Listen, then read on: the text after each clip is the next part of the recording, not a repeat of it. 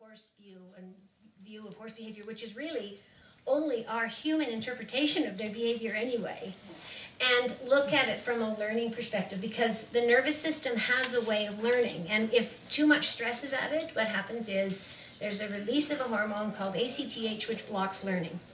Now, how do we know which animals or which horses, where that level is, right? I mean, a certain amount of stress has to take place in order for change to happen, but if it's too much, then it stops happening. Now, if you have a really skilled rider, and we were talking a little bit about this last night, Lisa, is you can get somebody who's really skilled, and they can get horses to do lots and lots of things. But does it mean that the horses really know it? Or that the horse is going to be better the next time with someone else? That's the question. So our interest is in teaching horses how to learn.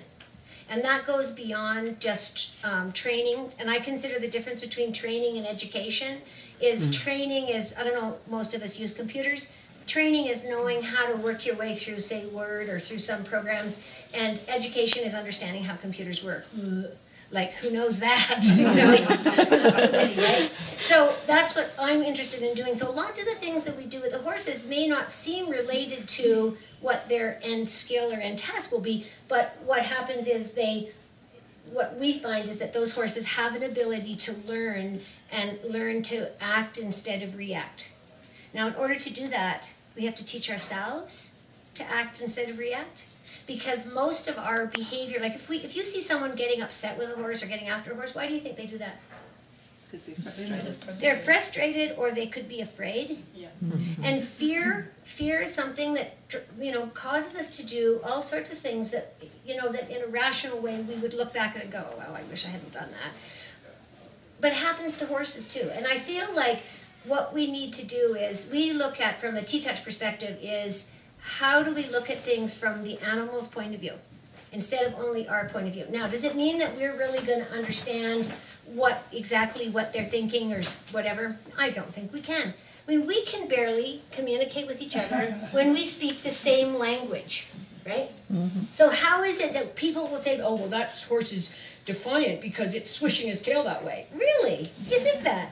Or because a horse is licking and chewing, it always means that they're submitting.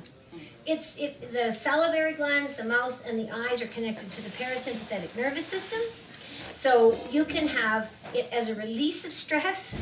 You can have it as a relaxation. You can have it as a coping mechanism. So what I'm saying is, who knows?